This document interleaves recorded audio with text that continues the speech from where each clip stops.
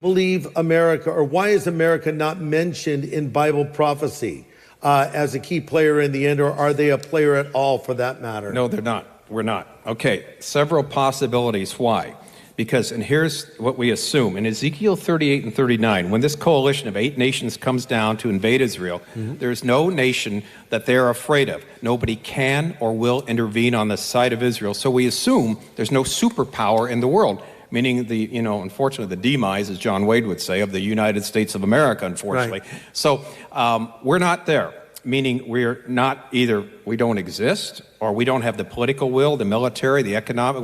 In other words, we're not a superpower anymore, and that's the sad reality of it. So we've been predicting along that line, we're going to continue to see the United States go down the drain, unfortunately, simply because the Bible assumes that we're not a player in the last days. Why is it that you think why are we a diminished power when we're so powerful today? Yeah, well, we can only guess. Yeah, we can only guess. A lot of reasons why. I think part of it is having a form of godliness but denying the power thereof, because we're seen in the world, Greg, as a Christian nation. We are. The rest of the world sees us as Christian, but then they look and come to America and they see things anything but Christian, right? Yeah. And that's what's part of the sadness of all this, that we were, we're as Ronald Reagan used to say, the light shining on the hill. And that was the idea behind America, the huddled masses gathering together.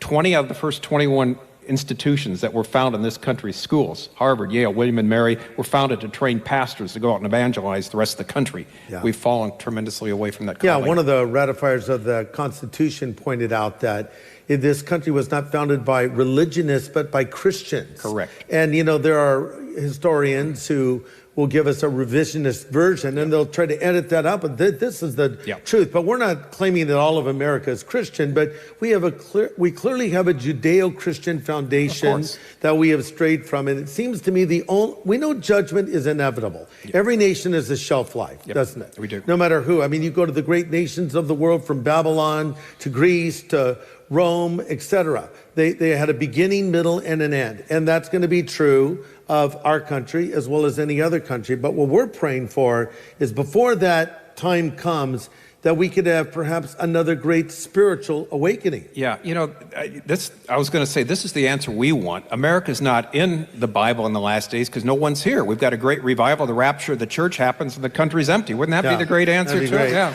Amen.